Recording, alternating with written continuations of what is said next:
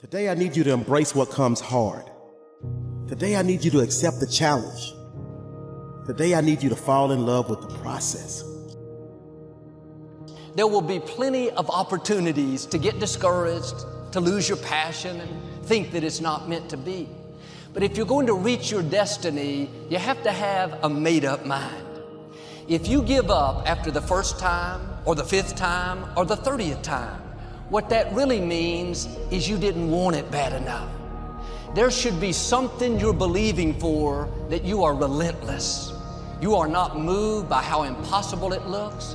You're not discouraged by how long it's taking. You don't give up because people told you no. Your attitude is, if I have to believe my whole life, I am not going to stop believing. I am not going to take no for an answer. I'm not going to settle for mediocrity. I'm going to keep pursuing what was in my heart. And ask ourselves, what do I really want? What do I really want? And write it down. Writing causes thinking. Thinking creates an image.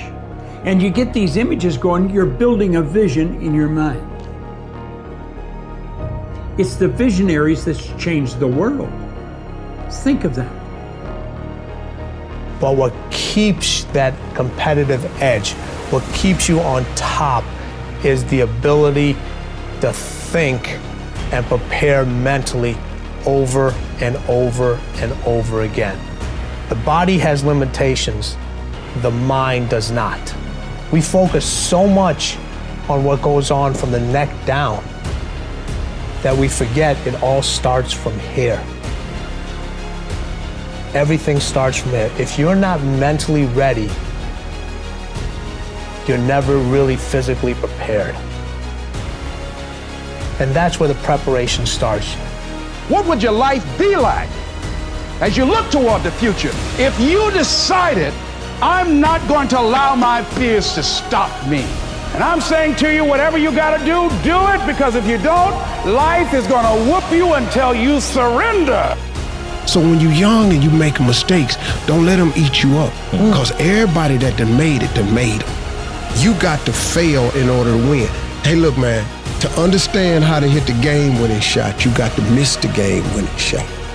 You know, you got to be tough because the road to success is always under construction. It's never a clear path to success.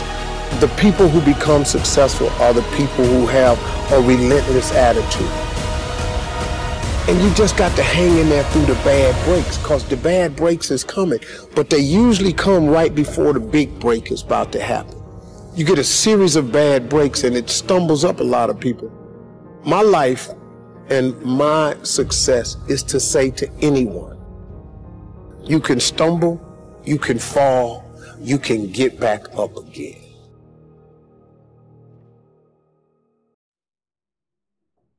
No matter what you face, no matter how bad it is going to be, when there is a challenge, and by a challenge I mean anything in life, any challenge, anything that you're facing, the only way to overcome the challenges that you face is to start walking. Take that step every day, no matter what you are facing. Get up and start walking. I have the ability to see the end before the beginning even begins. And what that means is I know that to get to the very end, I can see it right now. So before I went to Buds and I was losing all this weight and shit, I saw myself walking across the stage at 191 pounds. That's what I had to get to get into the door. I saw myself 6 months, a year later, whatever it's going to take me to do it. I saw myself walking across that stage, getting that certificate of graduation from Buds. And I was able to be there at 300 pounds. And that feeling that I was nowhere near that feeling, I was able to put myself there 1,000,000 times every day. And that feeling of like, my God, that is going to feel amazing. That's what made me suffer. That's what allowed the pain to be real and say, this is worth it. I want to feel for this next 18 months. It took me 18 months to finally become a Navy SEAL, to finally, just get through buds. 18 months. It's 6 months. It took me 18. That's what woke me up every morning was I'm going to put myself through this much pain and suffering for a few seconds. That's all it is. A few seconds of joy. And it's so worth it, man.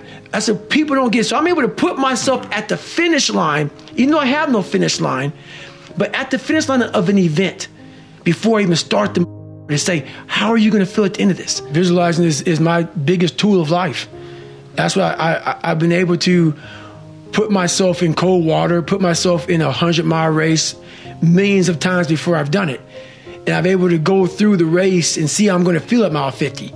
Almost to the exact feeling. Right, so when it comes up, it's no surprise. It's no surprise. I've already done this a million times.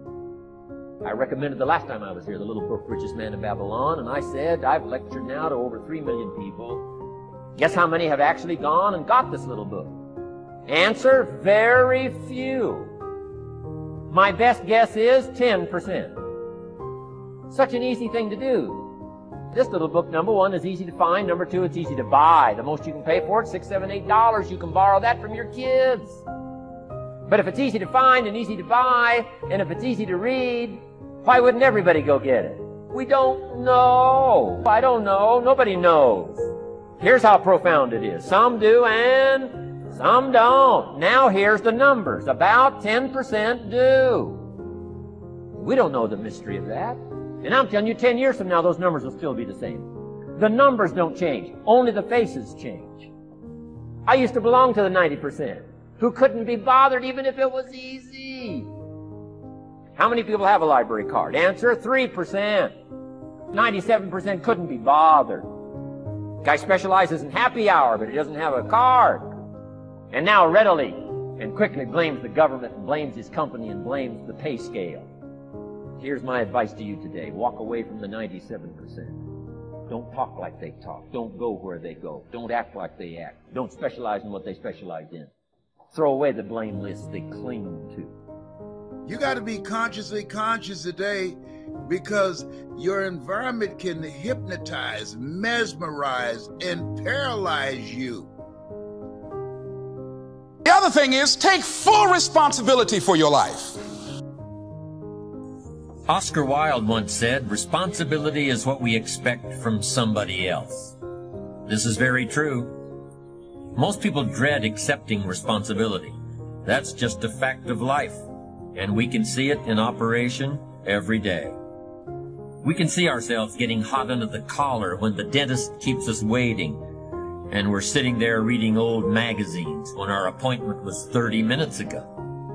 And we don't stop to think that we forgot to mail in this month's mortgage payment. We can see ourselves growing angrier and angrier because a business contact is supposed to call at noon, and here it is almost 2 o'clock, and the phone still refuses to ring. But we don't stop to think about the calls we ourselves have forgotten to return while we've been so busy fuming. We can see ourselves writing an angry letter to the airline because a flight was delayed, but we don't write an angry letter to ourselves when we're late for something, even though that might not be a bad idea at all. Yes, we can see avoidance of responsibility all the time in both our personal and professional lives. And here's something else we can see just as often. We can see that most people aren't as successful as they wish they were. Do you see there's a connection between these two very common phenomena? I certainly do, and by the end of this session, I hope you'll agree with me. I hope you'll understand that it's in your best interests to take responsibility for everything you do. But that's only the beginning. I'm also going to suggest that many times it's even best to accept responsibility for the mistakes of others, especially when you're in a managerial or leadership role. I can hear you saying, what? Accept responsibility for someone else's mess-ups? Why would I want to do something like that? Well, that's a fair enough question, and over the next few minutes, I'll try to answer it. one of my weak points in my personal life is I don't like technical stuff. So even though I have to be on Twitter and Instagram and Facebook, I don't care for that. So guess what? I find somebody who loves to do that. You know, I find somebody who has a strength where I have a weakness, and I partner with them. All you're trying to do is get to the goal. No one gets there by themselves. Everybody needs help. Now, when you know what you got going for you, be confident, not cocky. Managing your strengths, knowing what they are, and don't let nobody talk you out of it. And that gets you fight ready. You get fight ready like that. You got to know you. Helps you develop your skills. All the while, you're developing your strength. You just got to keep developing the strength. Don't let anybody talk you. At the same time, you must work on improving your weaknesses. So I've had to, in spite of myself, get on Instagram, get on Twitter, get on Facebook. I got to do the videos whether I want to or not, because the world is moving to social media. If I had as many followers as Kim Kardashian, I probably wouldn't even have to do this TV show. During the years when professional basketball was just beginning to become really popular, Bill Russell, who played center for the Boston Celtics, was one of the greatest players in the pro league. He was especially known for his rebounding and his defensive skills. But like a lot of very tall centers, Russell was never much of a free throw shooter. His free throw percentage was quite a bit below average, in fact. But this low percentage didn't really give a clear picture of Russell's ability as an athlete. And in one game, he gave a very convincing demonstration of this. It was the final game of a championship series between Boston and the Los Angeles Lakers. With about 12 seconds left to play, the Lakers were behind by 1 point, and Boston had the ball. It was obvious that the Lakers would have to foul one of Boston's players in order to get the ball back. And they chose to foul Bill Russell. This was a perfectly logical choice, since statistically, Russell was the worst free throw shooter on the court at that moment. If he missed the shot, the Lakers would probably get the ball back, and they'd still have enough time to try to win the game. But if Russell made his first free throw, the Lakers' chances would be seriously diminished, and if he made both shots, the game would essentially be over. Bill Russell had a very peculiar style of shooting free throws. Today, no self-respecting basketball player anywhere in America would attempt it. Aside from the question of whether it's an effective way to shoot a basket, it just looked too ridiculous. Whenever he had to shoot a free throw, the 6'11" Russell would start off holding the ball in both hands about waist high. Then he'd squat down, and as he straightened up, he'd let go of the ball. It looked like he was trying to throw a bucket of dirt over a wall. But regardless of how he looked, as soon as Bill Russell was fouled, he knew the Celtics were going to win the game. He was absolutely certain of it. Because in a situation like this, statistics and percentages mean nothing. There was a much more important factor at work. Something that no one has found a way to express in numbers and decimal points. Simply put, Bill Russell was a player who wanted to take responsibility for the success or failure of his team. He wanted the weight on his shoulders in a situation like this. No possibility for excuses, no possibility of blaming anyone else if the game was lost, no second guessing. Bill Russell wanted the ball in his own hands and nobody else's. And like magic, even if he'd missed every free throw he'd ever shot in his life before this, he knew he was going to make this one. And that is exactly what happened. That is what virtually always happens when a man or woman accepts responsibility eagerly and with confidence.